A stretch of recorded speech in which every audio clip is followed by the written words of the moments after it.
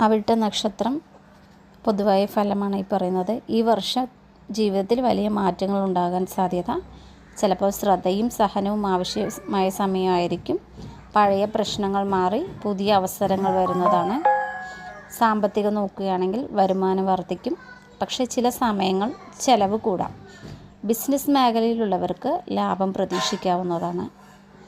അപ്രതീക്ഷിതമായ പണം ലഭിക്കാവുന്ന അവസരങ്ങളുണ്ടാകും.